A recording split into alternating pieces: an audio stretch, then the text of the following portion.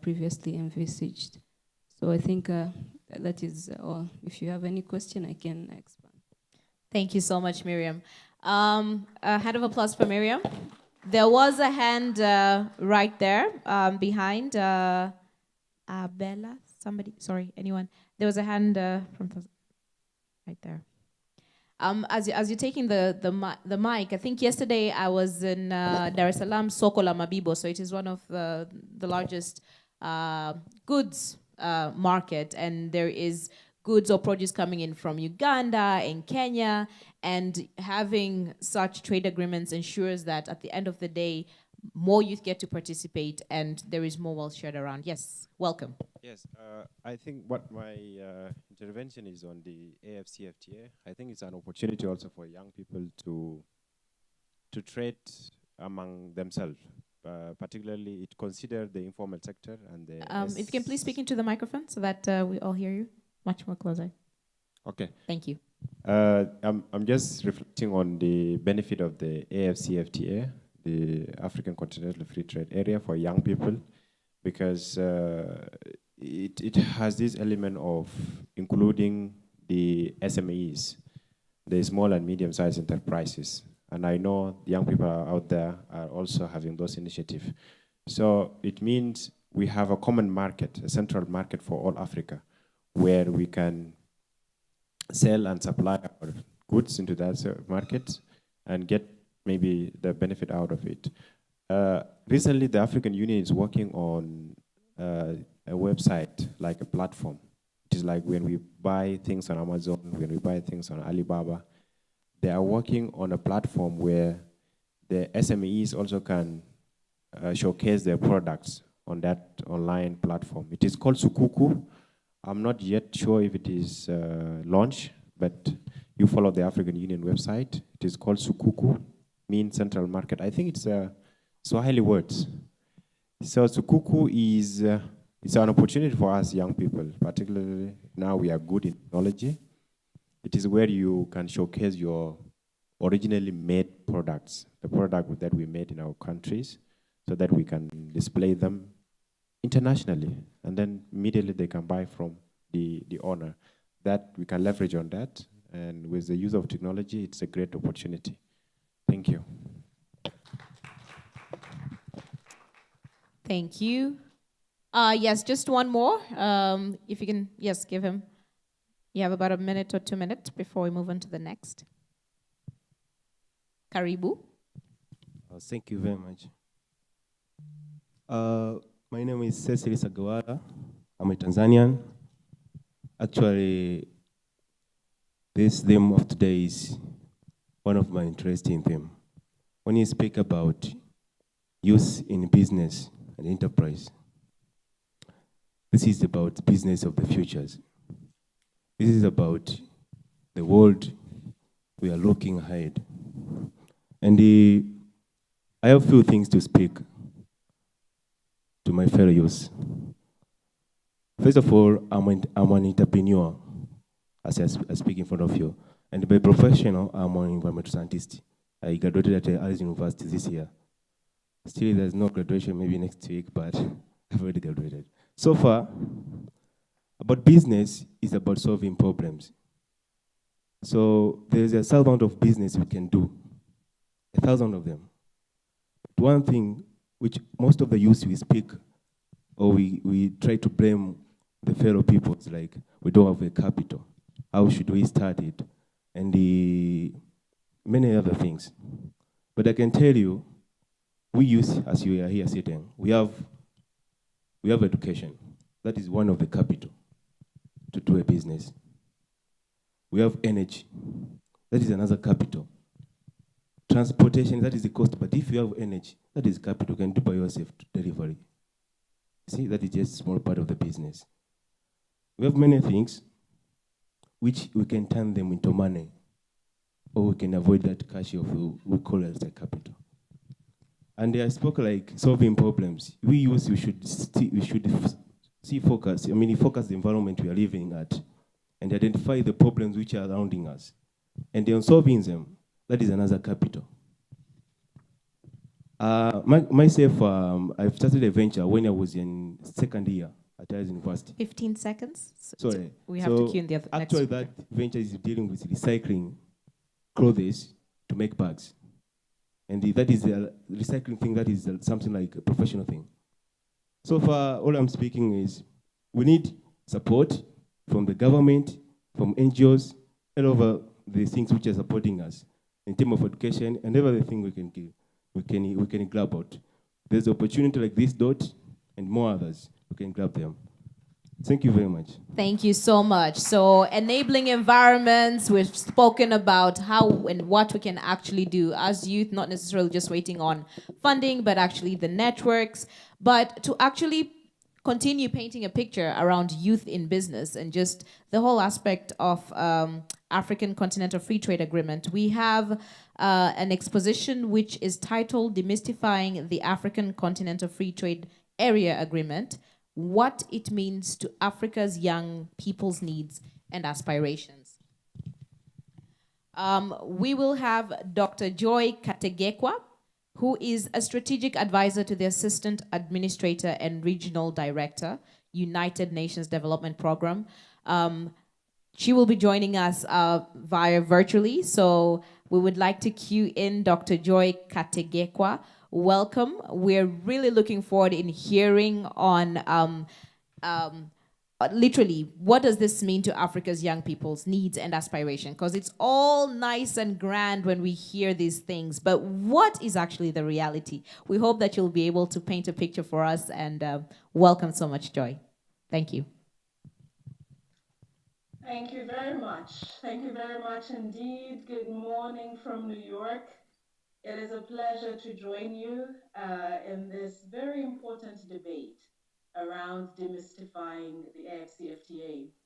You know, 13 years ago, as a young trade lawyer in Geneva, we were at the heart of the EPA negotiations, and some of you might remember that, the negotiations between Africa and the European Union. And at the time, I wrote a paper, Demystifying Trade in Services, how negotiators can handle that. And you know, when one of my former students, my former master's trade law students, who's with UNID, asked me to step into this conversation and share some perspectives, my mind went back to this question around demystifying. And at the time, what I understood demystifying to be, my mind frame, was how do we simplify it? How do we make it relate? How do we create a story that touches people in a way below the mambo yao? Because one of you earlier said we think the AFCFTA is mambo yao. You know, so in coming to this conversation, it's precisely my goal to bring it from mambo yao to something in which we see ourselves.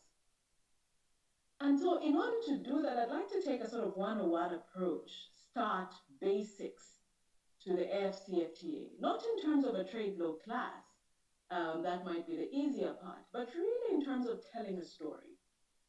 And to tell this story, I'd like to put the AFCFTA to you as a gift. The AFCFTA is a gift to you. At the end of these few minutes, I'd like for you to see yourselves in that gift. And in order to do that, I'll make 3 points. If it is a gift, it is yours. That's the first point. If it is yours, you must untie the ribbon, see what's inside, understand it, and utilize it. That's the second point. The third point is, in utilizing it, you will ultimately also hit those blocks where the genius of your own creation of products needs to be complemented with enabling environments, government regulations, policies and so on.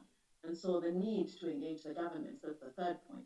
And then the fourth point is, if we are successful, you have this gift bag, you open it, you see yourself in there, you start to utilize the opportunities, governments are supportive. How do we keep it sustained? How do we move from the reality of EAC trade, where we had an initial push, but you reach that point almost of static, if not regressive? So how do you create sustainability? So those are the 4 points I'd like to make today. The AFCFTA is a gift. Let's unpack that. When you have a gift, the first thing you want to do is open the ribbon, see what's inside. What is inside is an opportunity for you, for Africa's people in entirety, but for purposes of this conversation, for you as young leaders, young people on the continent, to create jobs, to create incomes, to build wealth. It is an opportunity for you to contribute to the economic growth of the continent in a manner that resolves the bottlenecks that have defined Africa's engagement on trade globally, to a larger extent, and even to some extent in Africa. It is an opportunity to change this idea that we have our coffee beans and we have our raw cotton and we have our minerals and we send them in the raw form and get back finished products. It's an opportunity to build on that impressive dimension we see in intra-African trade, where much of the trade that actually takes place within the continent, as opposed to with the rest of the world, is actually value added. When we talk about what we can expect in 4 weeks and 5 days, because when we think about it, from the 1st of January 2021, the member states of the AFCFTA, the state parties to the AFCFTA, will be entitled to preferential market access, not for 90%, of the value of the product, but rather for 90% of all tariff lines that are included in the agreement. What this means is that the gift and the scope of the gift is really about 90% of the tariff book in terms of tariff lines that would be zero rated. This means that if before you needed to pay 12% of tariff lines for product X, and then, with typical trade restrictions, perhaps you have an escalation that goes even higher, that the FCFTA is saying from 1st January 2021, that will be zero rated. It is not just trade in goods, because we tend to talk about the tariff lines as if that were the end of the conversation. It's also about moving into the new and dynamic sectors that are the glue to how the African economy is growing, trade and services. And here the choice has been interesting, critical. They have targeted an initial set of infrastructure services. Infrastructure services are critical for ensuring that the economy keeps running. So your finance services, your transport, your telecommunications, your professional services, and your tourism. What this means in practice is that you as young people can export your services within any of these 5 sectors as a base through digital means, which means I can sit in Uganda, where I'm from, and transact in terms of my legal services to consumers in Ghana. It also means that when consumers in Ghana come to Uganda to consume our tourism services, I'm exporting them. It also means that when I have the financial muscle, I can go and set up commercial presence in Ghana, start a company, set up a presence there. It also means that I can go there as a legal person and transact my legal services. And so in a sense, that is the gift. We've opened the ribbon, we've seen what's in there. It's not just the tariffs and the trading services. It's also a commitment to remove non-tariff barriers. And non-tariff barriers are typically those sort of obstacles you meet, the roadblocks in a sense to cross-border trade. And so notifying them, eliminating them is the promise of the AFCFTA. In a sense, at this point, we've had an understanding that there is a gift and that the gift is for you. We've also opened the ribbon and seen what's inside of that gift. There is this wealth of 90% of tariff lines initially, this wealth of 5 priority sectors, this promise to dismantle non-tariff barriers. That is the gift, it is yours. The second generation of ideas, what do you do with it? And here my point is, situate yourself in there. See, trade agreements are only opportunities for those with something to export. Otherwise, the rest of us would spectate, analyze, make some nice policy and legal arguments about it. But ultimately, you have to prepare yourself for the production that is critical to utilize the opportunities. What does this mean? You think about your niche, you identify your product, be it a good, a service, an idea. You package it for export, you create the right networks that allow you to propel. You seek the financing instruments. You create some standards. You meet the standards that are created for exporting in that product. You build a brand and a reputation around your products. so that they utilize the opportunity in this 1.2 billion people market that the lady that spoke earlier talked about. This is not automatic. It takes a targeted question of situating yourself, your company, within the gift and the promise of the AFCFTA, that you may start to create those products, those services, those ideas that have a place in terms of the market in intra-African trade. That's the second generation of ideas.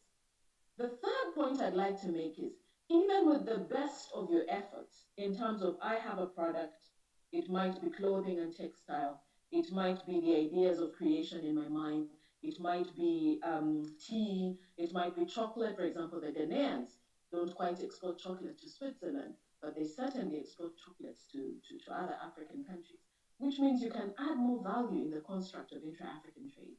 We often speak about intra-African trade as problematic because we say the numbers are too low, 18%. But when we try to scratch below the surface, we see a very interesting story, a story of value addition. 46% of intra-African trade is trade in value added, 20% of which also demonstrates much more of a technological component, which means that when we are operating within the African space, we have much more of an opportunity to scale the scope of value-added goods and services, to widen the benefits that come with that, to create more meaningful jobs. But in order for this to leave the mambo yao space and touch you, you must create those businesses, you must create those ideas, you must scale them. The third point then is, even with all of that, you need to operate in a regulatory environment, a policy environment that facilitates as opposed to penalizes what you're trying to do. We know that the construct of intra-African trade is largely SMEs. We also know that in that SME space is mostly an informal construct. We know ultimately that when you're talking about cross-border trade, there are issues that are critical. Trade finance is the lifeline of cross-border trade. Trade facilitation. Will your goods cross the border? Will the fees and charges be commensurate with the services that are rendered? Will the regulations be clear and consistent and not change at whim? Those are things to which, in a sense, the governments must guarantee. So the plea to you then is demand this treatment, demand these reforms, demand the trade facilitation treatment, demand the idea that there are policies that create markets for your goods, for example, through government procurement. Demand that there are systems and processes that allow you to start to meet the standards of the products in intra-African trade. It will not be automatic. It means you get out of your seats and you start to engage with new partnerships. You start to engage with the ministries of trade, not by listening to a speech from them, but going to them with an agenda. You lead East Africa, a chapter. You need to start to reach out to the AFCFTA Secretariat. They need to know that you exist. They need to know that you're friends of the AFCFTA. They need to know that you're champions of this cause. And in order to demand the treatment, to demand the preferential treatment, to see to the reforms that governments must do, you must engage. That is the third idea that I'd like to share with you. The fourth and final point then is, well, what if we succeed? What if we have the gift? It's coming in 4 weeks and 5 days.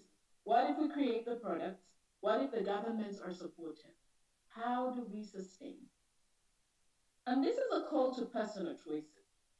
We talk about a market of 1.2 billion. But when you look around your market shelves, the market is somewhat saturated.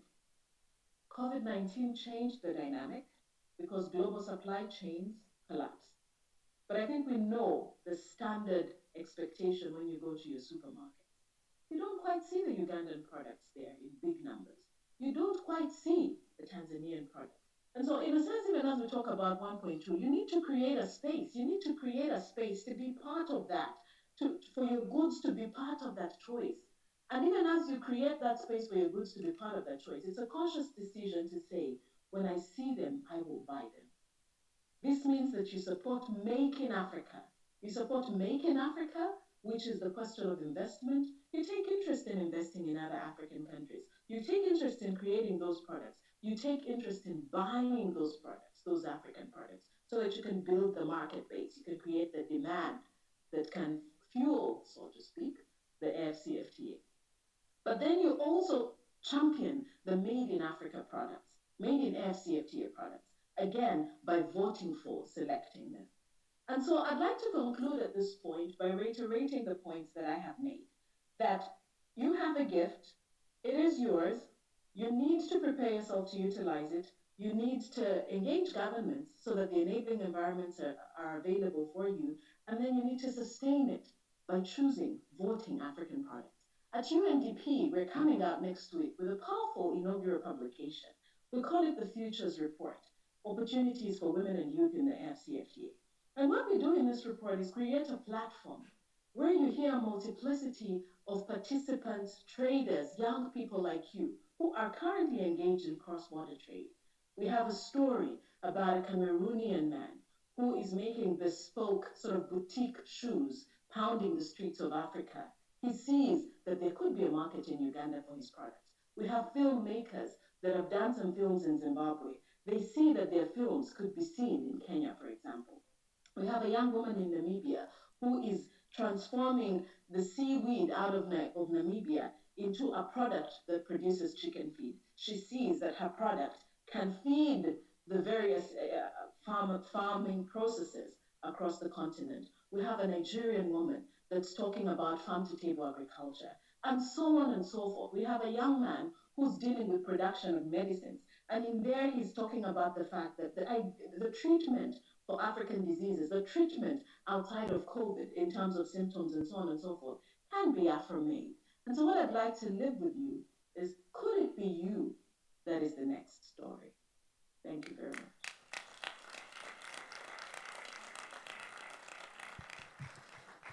Really loved how you ended that, Dr. Joy. Could it be us who will be that story? And I think that is a challenge that we're all given, and we've been given an instrument or a tool, a gift, as Joy has called it, in actually making sure that happens. Sorry, I can't hear you. I cannot hear you. Yes.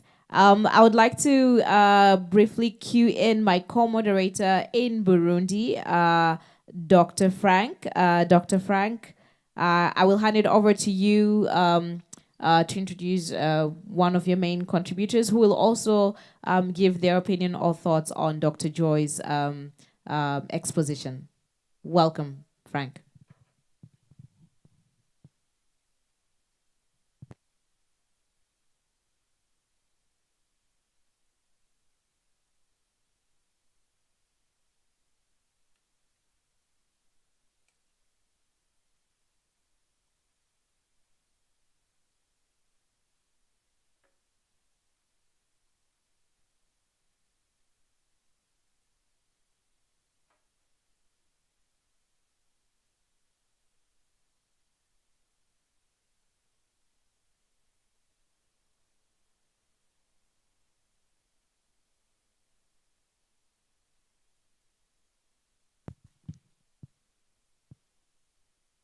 Just a moment as we're sorting out the audio.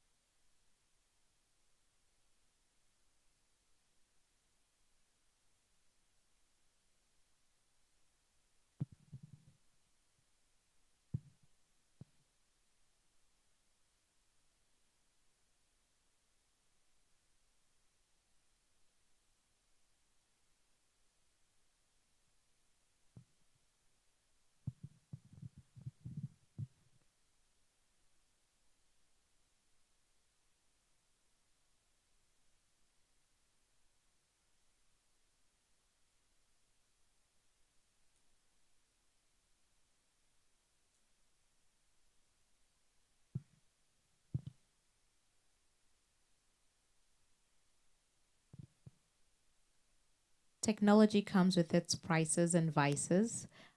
These are some of the vices when we are obviously being connected across, boundaries and national borders. But yeah, so please do bear with us. We are swiftly connecting to actually hear. We will the gentleman who is speaking, just to introduce him, is the minister responsible for trade, industry, transport, and tourism from the Republic of Burundi.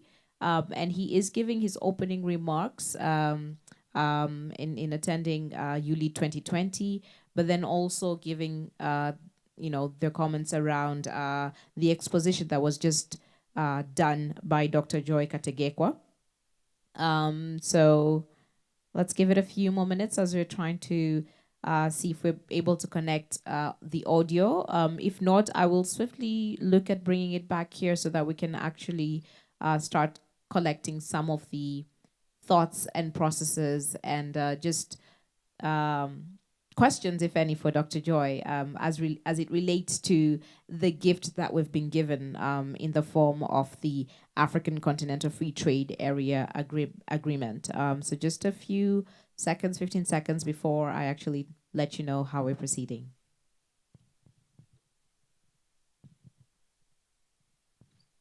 All right. Briefly, we're heading over to our country has been selected to host the East African Anti-Abortion Business Leaders Forum. With this term of this event, as you can see in front of you, accelerating economic opportunities and decent work for you. The Republic of Burundi, which were enabled to make its forum successfully, we pursue the determination that its best and do its best and implement its outcome. Distinguished guests, dear participants, ladies and gentlemen, the present UAE Edition Summit is organized at a moment where the young people of East Africa community partnership is growing faster and also facing many challenges which require the development of each country to deal with them. In this respect, the Republic of Burundi, whose population is estimated to 12 million by now, with a significant portion of youth estimated to 5%, our country is doing our best to resolve these issues. I would like to take this opportunity to inform you that Burundian youth is among key priorities of the government of the Republic of Burundi through various projects and programs toward this particular group of people and inspired by the National Development Plan 2018-2027. The government of the Republic of Burundi encourages and mobilizes youth to adhere to community-driven development associations and work together to break down this challenge to development. I hope this summit will be an opportunity to second our government by bringing responses to the region challenges in general and to Burundi in particular. Distinguished guests, dear participants, ladies and gentlemen, several economic opportunities have been created for you. As I said, in particular, like the innovation of the investment fund for young people, and also educational training focused on entrepreneurship and so on and so forth. All these combined efforts are to support the job creation for young people. Through this forum, we would like to take this occasion to give a better look to Burundi, which is inspired by young people. A Burundi where all systems are mobilized and recognized.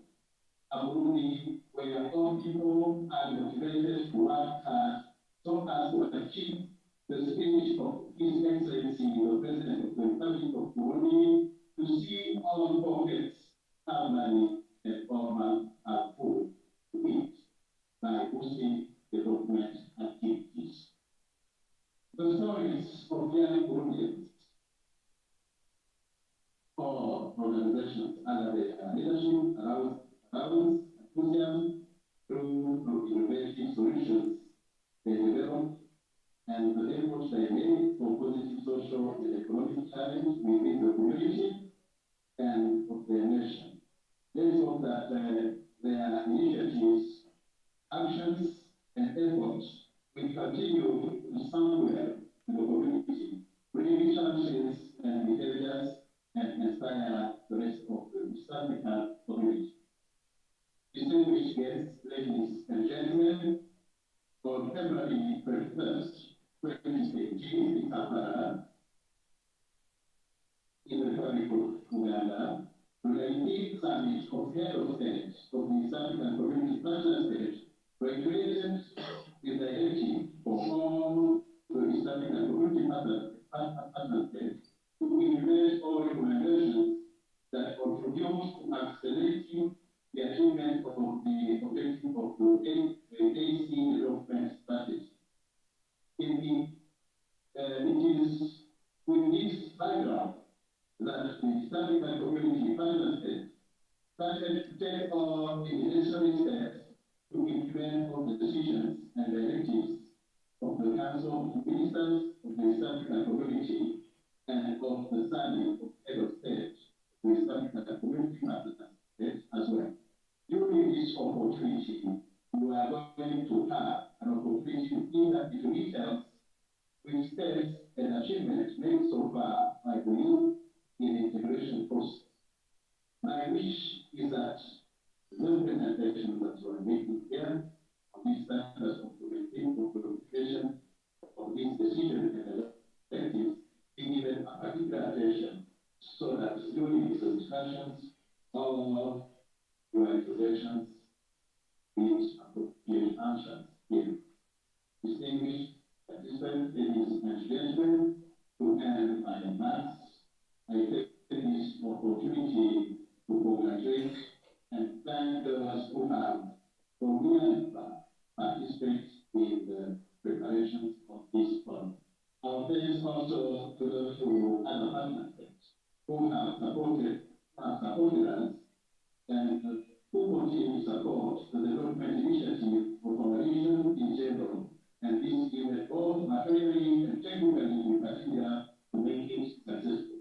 I wish to thank you, Burundian leaders, and organizers of this important event also, like Air International with here in Burundi, but also wish to thank the East African community and MS Training Center for Development Cooperation who have come up together with a common argument to create spaces for youth to express themselves and propose to decision-makers solutions and the regional and growing youth population, their challenges and also opportunities. I wish to thank the stakeholders from different ministries and institutions, and also from the private sector and civil society organizations, media groups, here for having positively responded to our invitation. Your participation is a testimony of a strong interest you have in East Africa integration. Thanks, wishing you fruitful deliberations. It is under these remarks that I declare open this forum of East Africa under 40 business leaders. Long live the East African community, long live the Republic of Burundi. May God bless you all. Thank you for your kind attention.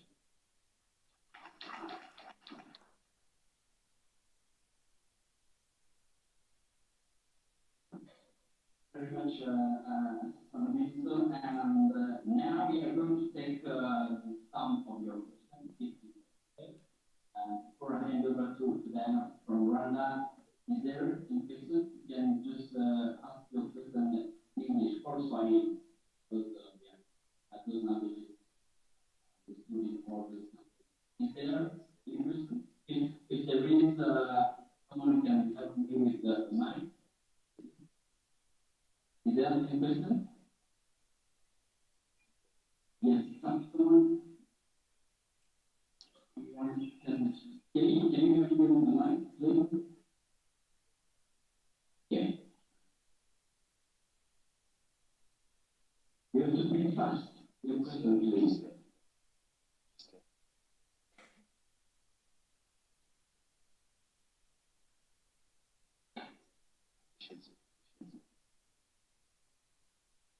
Go ahead.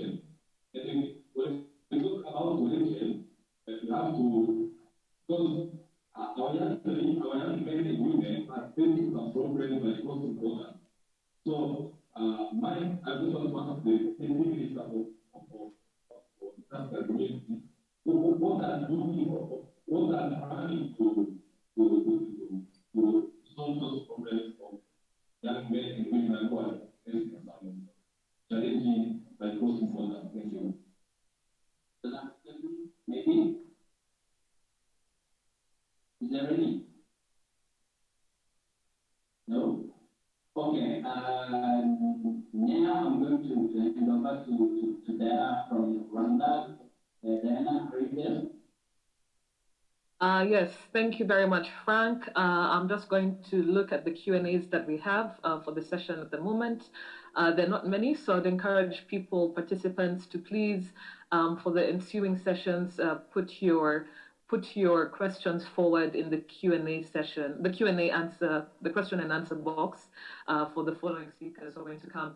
So right now we just have a comment from Dennis Lubanga, and he's complimenting Dr. Joy's very eloquent and very insightful exposition. And he says that it was such a powerful presentation from Dr. Joy. And I definitely concur with him and Dr. Joy. We look forward to the inaugural publication that you mentioned, and really putting us in a mindset of thinking about continental free trade, with the entire continent, looking at a market of 1.2 billion people as opposed to sort of individual countries. So I just encourage everyone to just keep their questions coming, put it in the Q&A box, and we'll read it as we progress on the sessions during the day. I will hand over to Lillian in Arusha. Thank you very much. Thank you very much, Diana. I would like to swiftly just go back to actually talking about Dr. Joy's exposition and the fact that she says that we have a gift. So we have an opportunity now to question her, to deep dive into actually what are the thoughts around this space. So yes, okay. So we're going to start with the questions that were asked. Joy, hopefully you were able to listen to the questions that were asked from Burundi, and you got a compliment also. So that is great. Before we actually take on the next set of questions, so if there was any intervention, hopefully you're able to take. If we can start with those, and then we will come back to Arusha and actually take any comments. So guys, please prepare if you have any comments or any questions around the exposition that Dr. Joy gave. Welcome, Dr. Joy. The sound is not perfect, so I'm not very sure that I grabbed what you said, but I think you were trying to ask me to respond to some of the comments that have been made, which I heard in a sketchy way, so I will make an effort. My understanding of what the gentleman from Burundi, I believe, was talking about is this question of mobility in East Africa and internships and the opportunities for students to move after studies within East Africa. If that were the case, then I think there's two layers to your question. One is the African Continental Free Trade Area builds on what we call the EAC. The EAC is a French word, you would know, you're from Burundi, is the base, la base. So the EAC of the African Continental Free Trade Area is the advancements in the regional economic communities, the advancements in the East African community. As a person seeking to utilize opportunities in the AFCFTA, my mind frame, and this was the mind frame we had as we structured these agreements, is to make sure that there is an opportunity for people benefiting from the agreement to get the best treatment where it presents itself. Recall that in the EAC, we have a rights-based approach. A rights-based approach. We have EAC passports. Mine has Uganda as a nationality, but the passport says East African.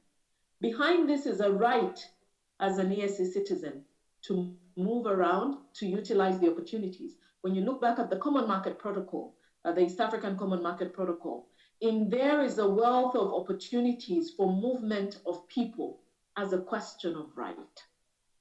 These things will not come if you don't demand them. In fact, I recall, I think the EAC as a secretariat then had a role in identifying opportunities for young people, in publishing them, and in creating a facilitation where people can move. And then national governments took on obligations to facilitate such movements, including details as to how the relevant sort of documentation will then be facilitated.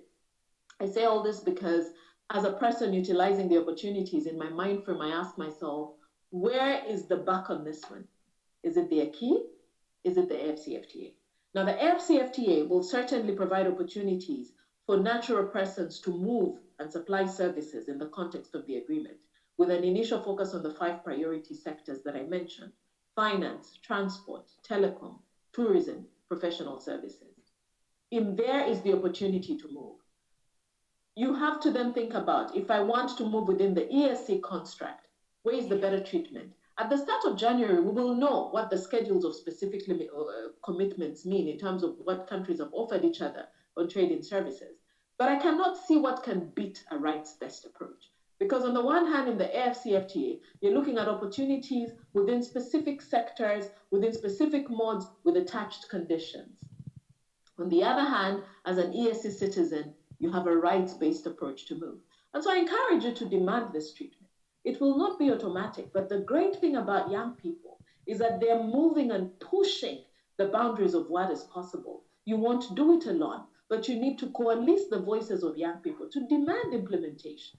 One of the fatiguing points about trade agreements, and I say this as someone who spent my entire career in trade law and trade capacity building, one of the fatiguing points is that we keep creating these opportunities, but we don't have a sufficient zeal or foot on the pedal in implementation. So again, the challenge is to you as young people to say, hey, you promised us in the Common Market Protocol that these things were possible. We demand this treatment. I think with the right pressure, it can happen. The next point I picked up in the conversation was the question around cross-border traders. I think the gentleman was talking about the treatment of women in cross-border trade. I think we know that there's been a lot of research over the years. The World Bank did some studies many, many years ago. I think it was about 2010, where they looked at the dynamics between borders of Congo and I think Uganda, and they produced a report at the time. I think it was actually called Defragmenting Africa. You might want to take a look at it. And what this report revealed is precisely what the gentleman from Burundi talks about, which is this idea of mistreatment of women at the border, which is this idea that in spite of the rules on trade facilitation, women are subjected to an immense amount of abuse, which is this idea that there's a lot of sort of the opposite of trade facilitation, the opposite of good trade governance taking place at the borders. We need to document, we need to digitalize, and we need to think about ways and means to facilitate cross-border trade for informal traders. When we were designing the AFCFTA, the approach we took at the time was to say, is there something we can learn from the acquis? Again, the acquis. And in this context, the acquis was COMESA. Because in COMESA, you have what they call the simplified trade regime. And what this regime really does is to set a threshold, to say that anyone transacting below a threshold of $2,000, for example, we shall just let them go. Laissez passer, comme on dit en français. We shall just let them go. And this is important because you want to facilitate these people. And as they grow and build more of a cohort and a power base and go above the threshold, then you start to think about how the rules apply to them. And so the AFCFTA, in some of its construction, certainly envisages this idea of informal cross-border traders. Now, ultimately, these things remain in the books if not utilized. Because even in the dimensions that you talk about with the women facing abuse in this context of cross-border trade, it is in the presence of EAC protocols. And so women must be empowered to know. You can't demand what you don't know. They must be empowered to know. We must digitalize. We must share their information with them. We must create those systems that allow them to demand, advocate for them, and to protect them. And so in a sense, the short answer there is that the AFCFTA envisages rules and frameworks around informal cross-border traders, but that this information has to leave the legal treaties and touch the women themselves so that they can demand such treatment. And we need the oversight to ensure that they're being protected. Thank you. Thank you so much, Joy. We have literally, I have spots for just two very brief, to the point questions or additions. If there's anybody, yes, have Solomon here. Please be brief, and there's another gentleman at the back, and I will literally give you like 5 seconds as we have to really go into the next segment. Doc, thanks. Thank you very much, Lillian. I'll just make this quick too. It looks like it's a good document. Can you hear us? Sounds like you are not hearing us. All right, Doc. Okay, great.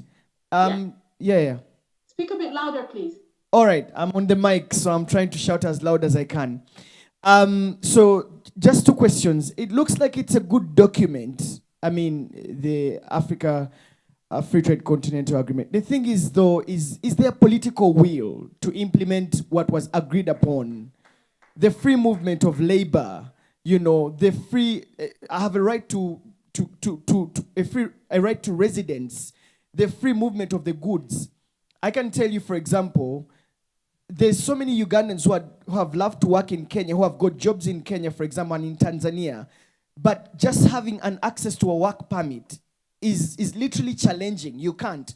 Some countries within even the East African community that we're proud of, it takes a while to get a work permit. A colleague here took about 9 months to get a work permit.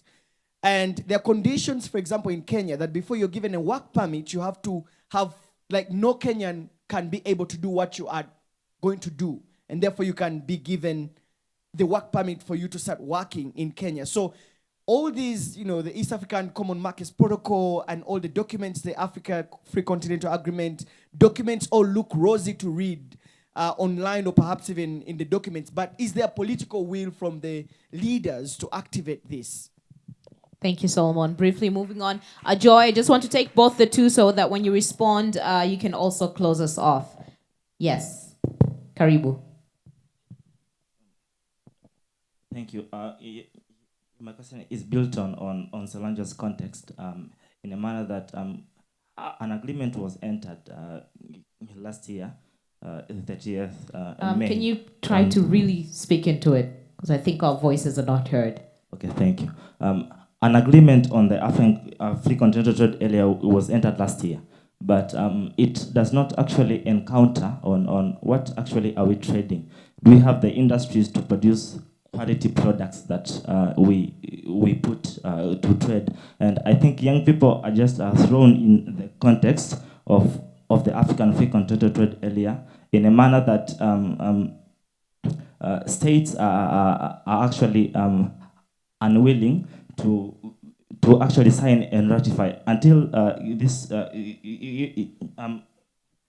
at this time, to the best of my knowledge, only 30 states have ratified and signed the same, while we have more than 53 states in Africa. So how is the institution trying to push states to accept and actually involve young people in the process? Like, we don't have capital, we don't have a sort of an advanced technology to support the same. Thank you. Thank you.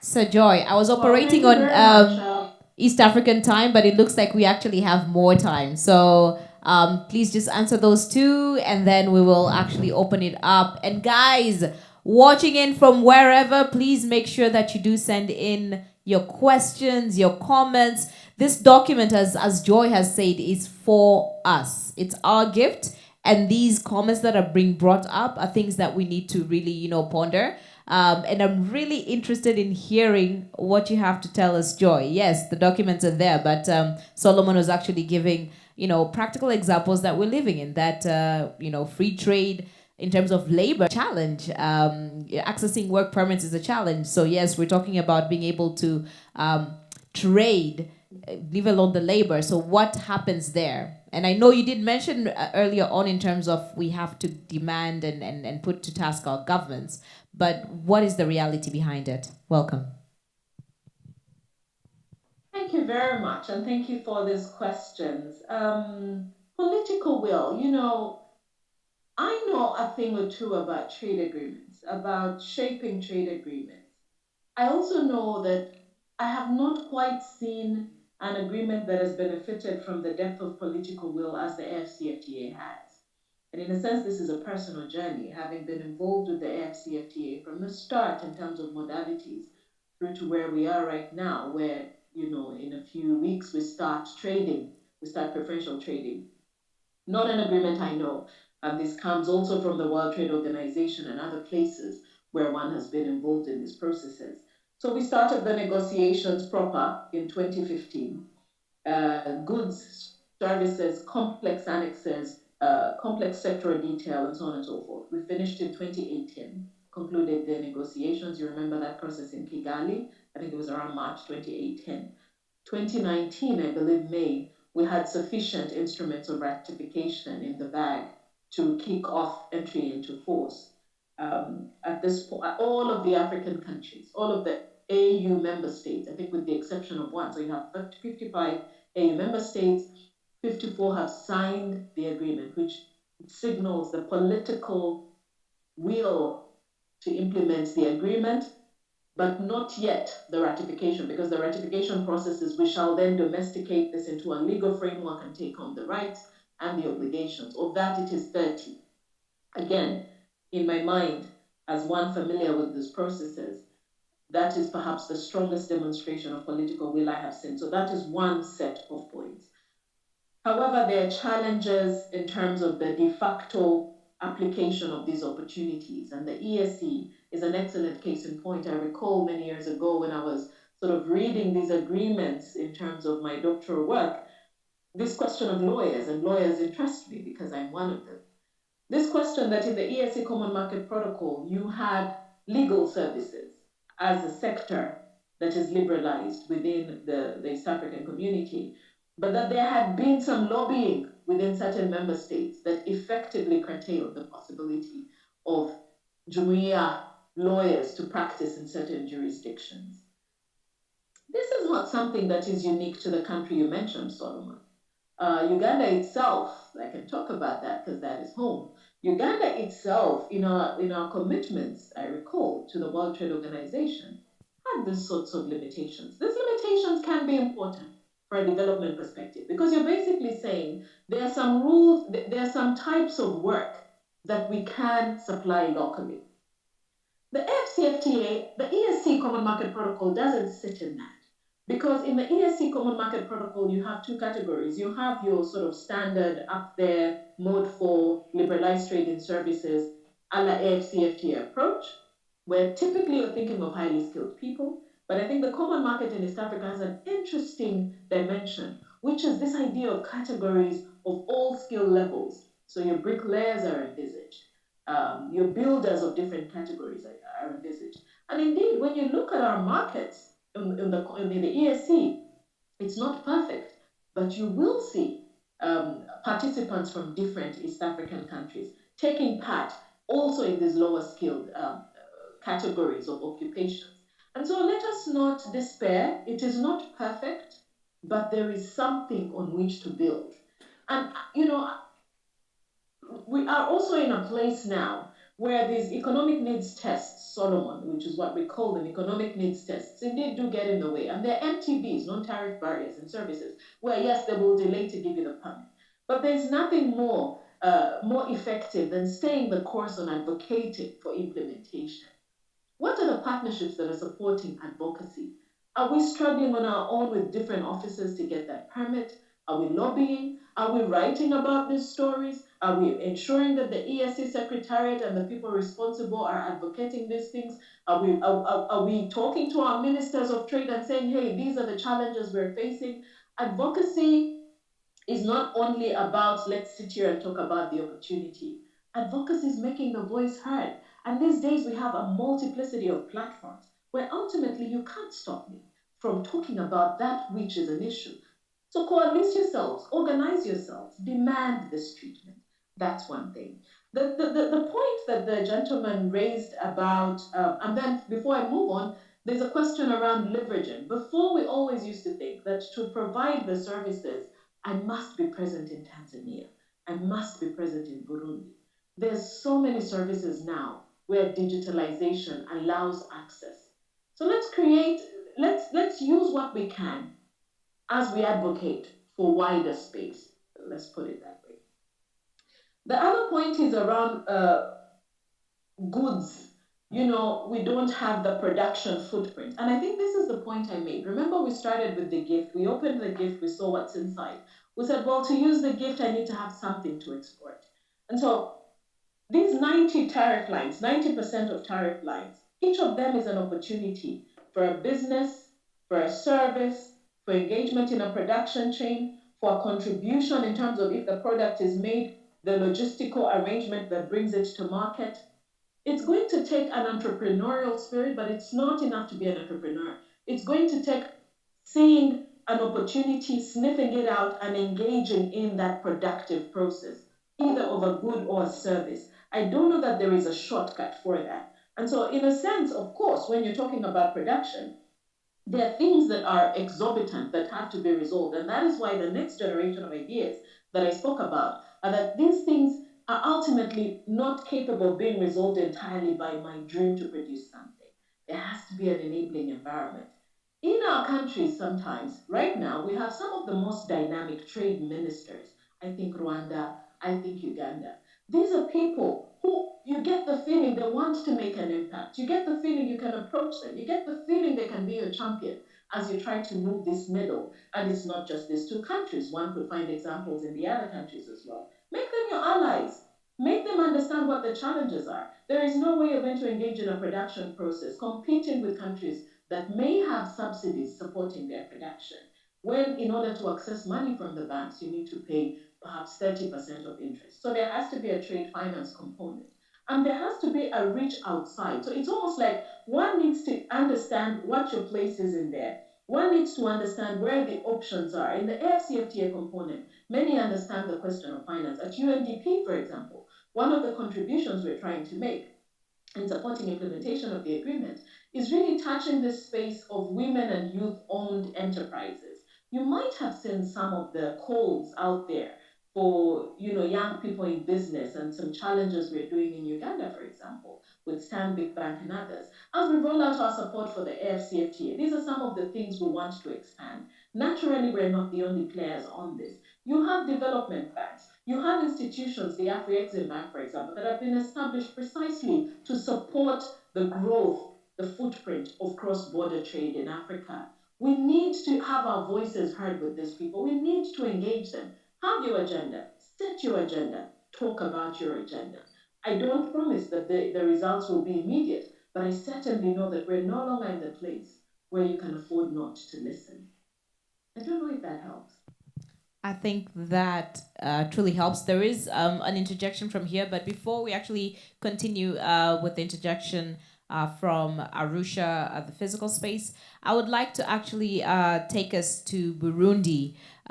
We have there is actually I think an additional or a question. Frank, over to you.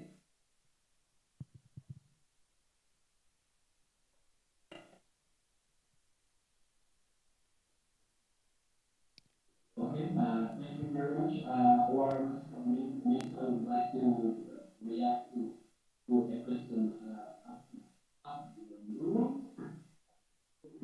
We try to be quick because we are running out of the time. Thank you.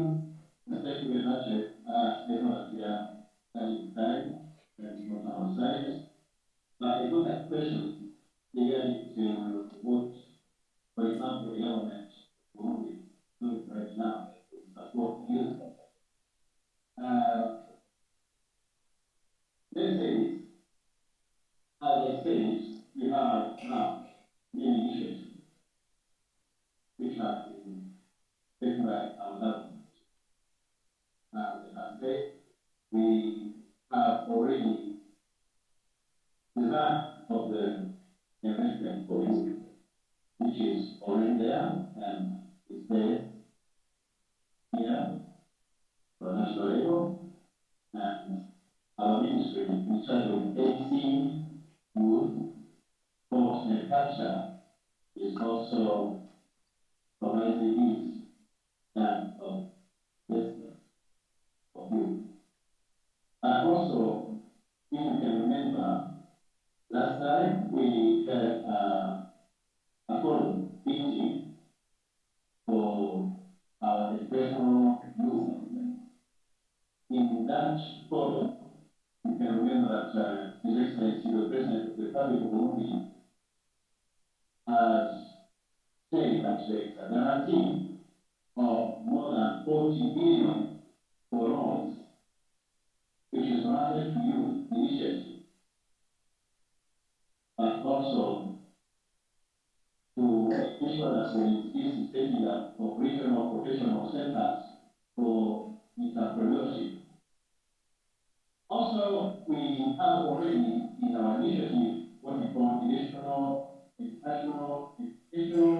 training program on entrepreneurship, which is going on, but also when we try under our ministry in terms of ACU, national sport, we found that we have already a national structure based in our ministry, which is there just to help our youth to get jobs.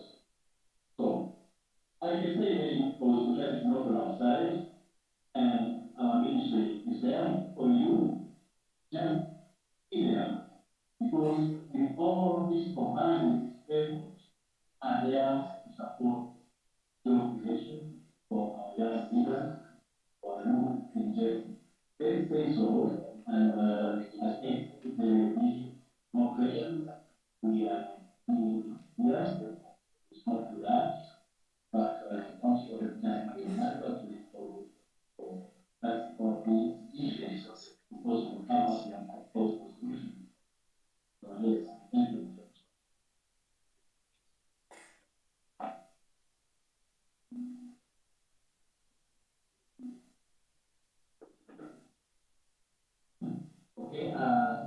very much. Then I would like to give over back to Jane. You can continue on your side. Thank you.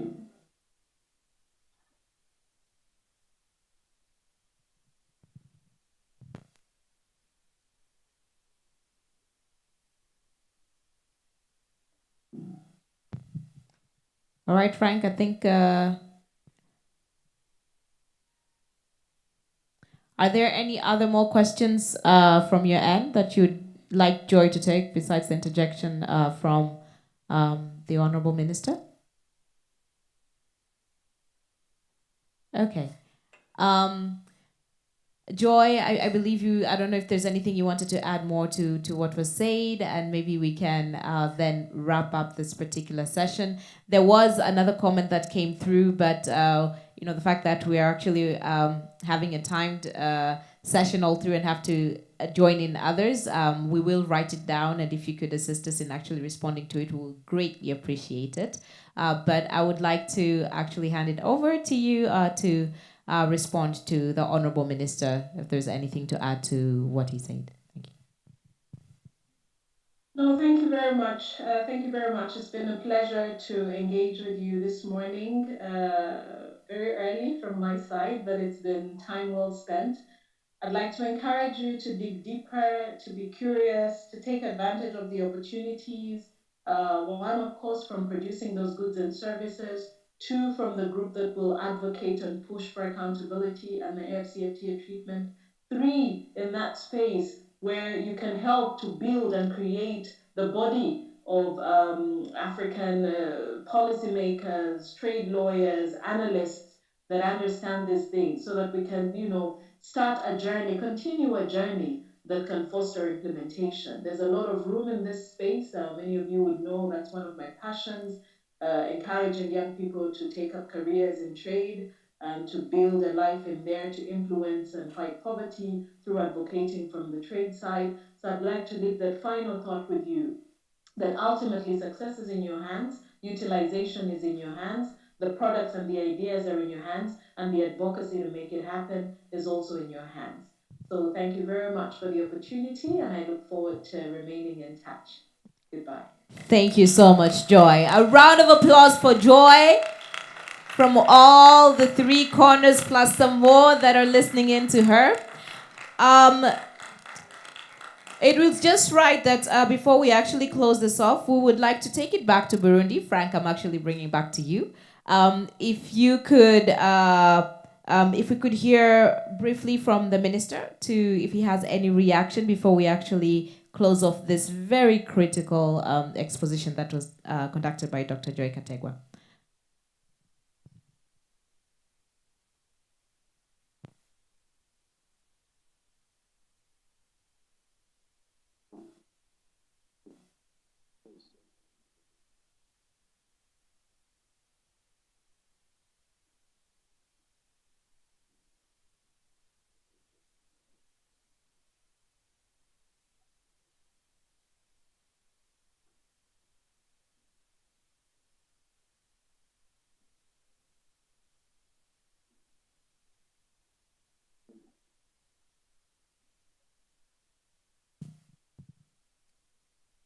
Frank, if you can hear us. So, orders have been so, I don't know, okay, or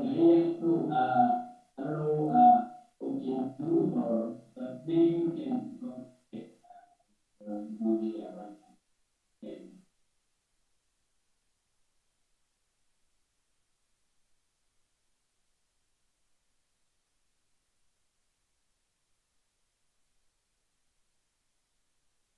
You got it?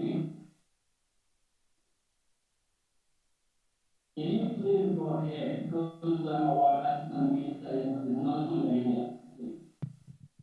Okay, thank you so much, Frank, for that. And from starting with the opening remarks and actually getting to hear about the Africa Free Trade Continental Agreement, we would like to session off a little into some music, some rhythms a little bit. And we have Wikiband, who is actually going to give us a musical interlude. Karibuni. And to the rest of everybody else listening in, do enjoy the serenading of African music.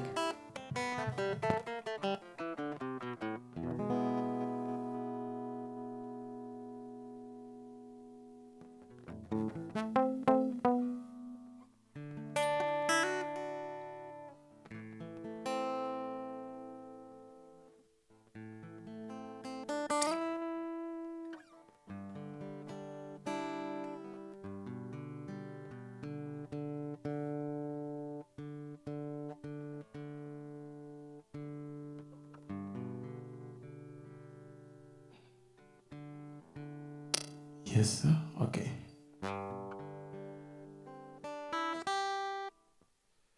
Okay, the song that I'm going to sing, it's a popular song. It's known all over the world, so we can sing together if you'd like. It's a cycle of life.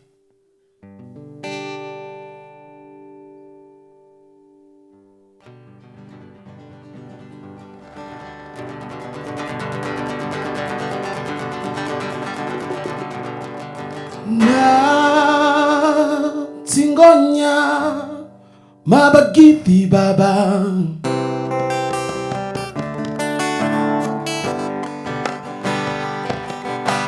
na tingonya mabagiti baba mama ye ngonya ma ngonya ma Gonyama, Ingonyama, Ingonyama, Ingonyama, Ingonyama, Ingonyama, Ingonyama, Ingonyama, Ingonyama, Ingonyama, Ingonyama, the day we are alive on this planet, and it begins stay to the sun.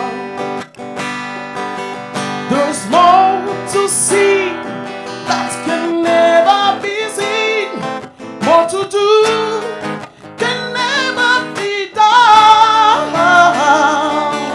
There is far too much to take in here, more to found that can never be found. But the sun's going high to the sapphire sky. It's great, small, got around. It's a cycle of life. When it's movers on through the spell window, through faith and love, until we find our place. Through the past and find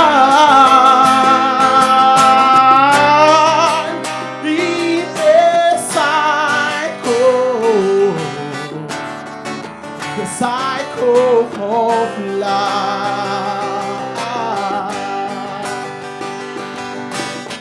Ingonyama nengwenama bala, Ingonyama nengwenama bala, Ingonyama nengwenama bala, Ingonyama nengwenama bala, Ingonyama nengwenama bala, Ingonyama nengwenama bala, Ingonyama nengwenama bala.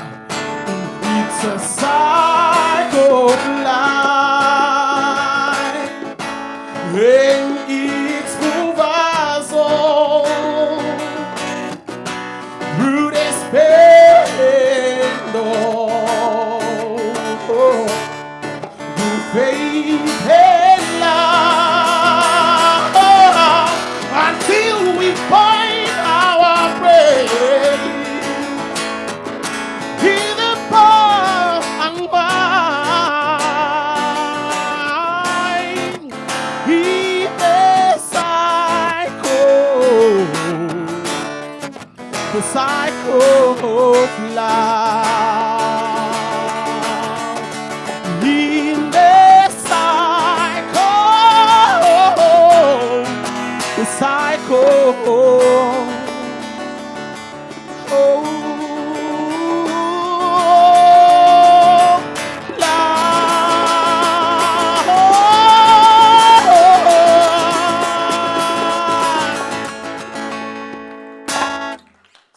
sana.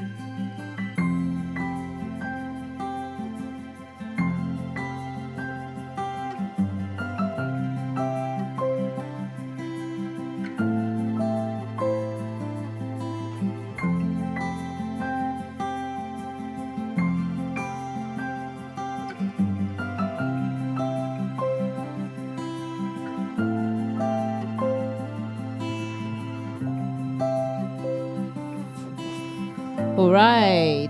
That was the cycle of life, and we would like actually to hear another one. If you all can indulge us in getting us another round of... Do you guys want another one? Yani mmeifili mjaifili? Yani mmeona kama vile mko nyumbani, sawa? Sasa vipi? We're all feeling like we want to hear some groove, right? It's the African rhythm. It's all about having rhythm and blues, and you just took us to a whole other level. And we would love to hear some more. If we can just please ask you to give us another one. I don't know what else is... come on, we have to pump them up to actually come. Makofi, everyone. Incentives. We are telling them that we want them, and you have to invite them, right, Cole? Yes, karibuni. That was a great one. That was a great serenading. Early this morning, aka afternoon.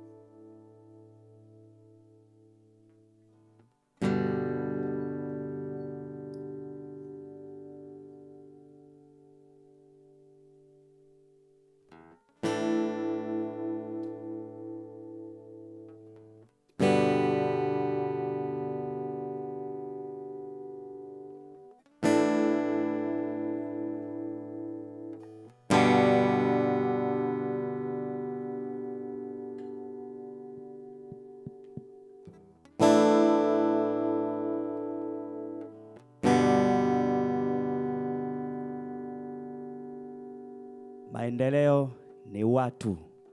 Tuseme wote, maendeleo ni watu. Maendeleo ni watu.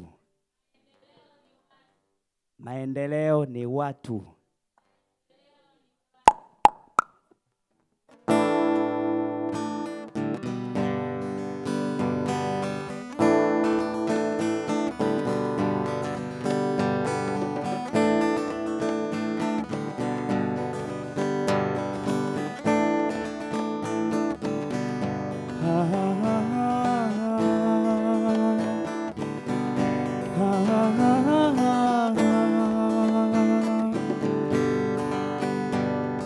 Nuru yangaza Afrika, mwanga waonekana Afrika.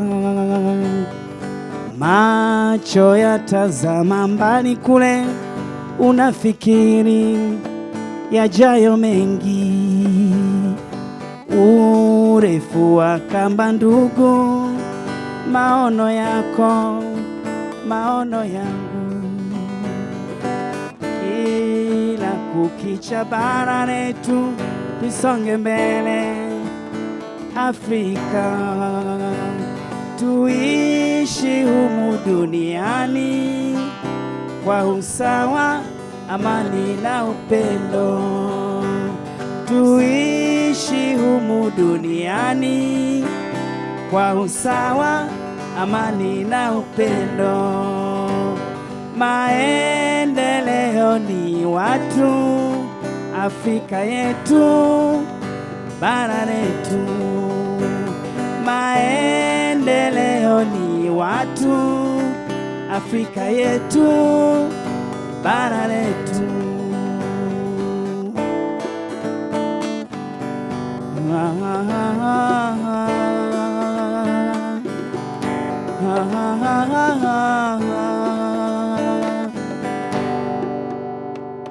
Maendeleo ni watu, maendeleo ni watu, maendeleo ni watu, maendeleo ni watu.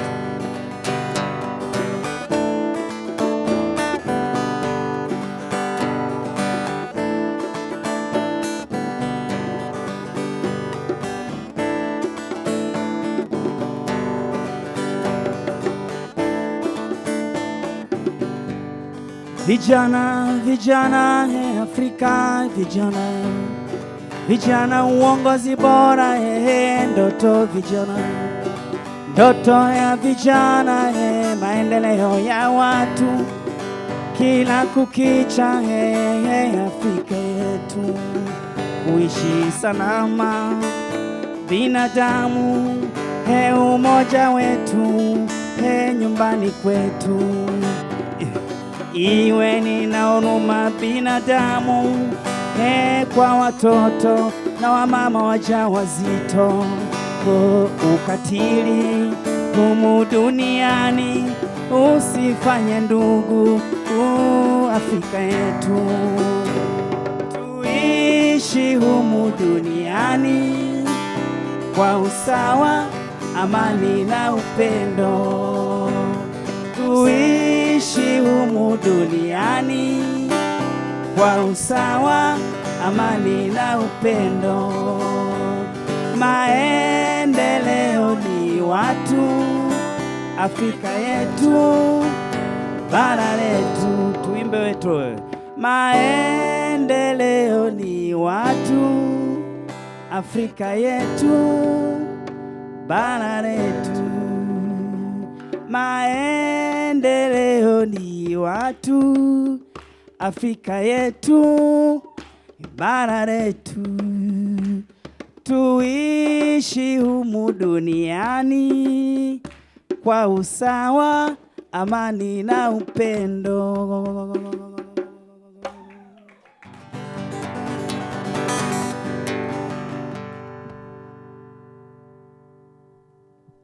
Asante, asante, asante sana, Wiki Band. Thank you so much for that musical interlude that takes us to...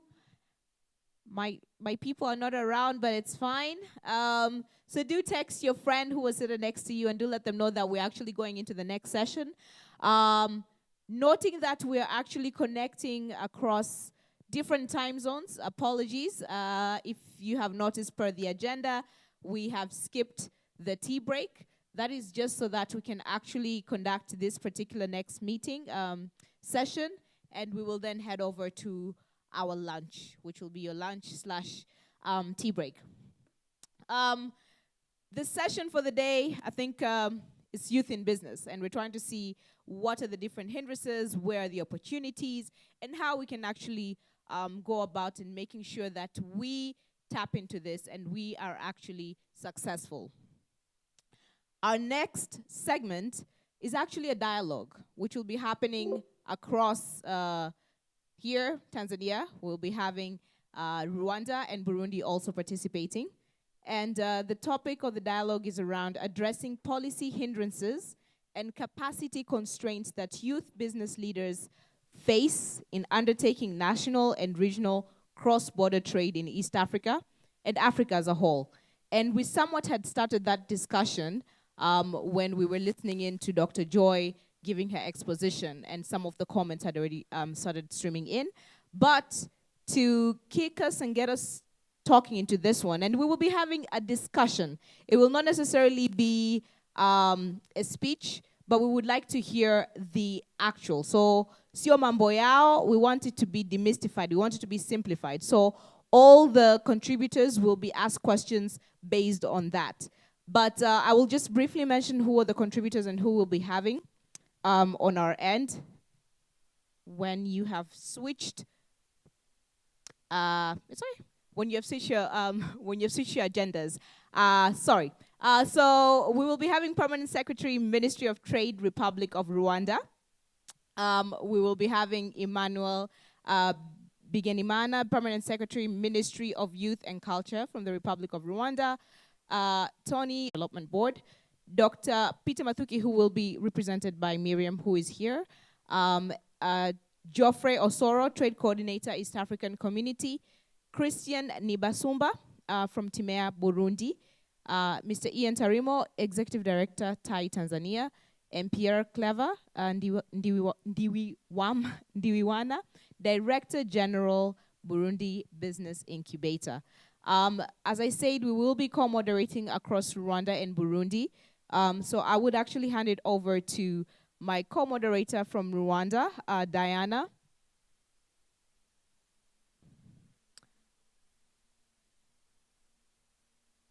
Just a moment as we are logging her in.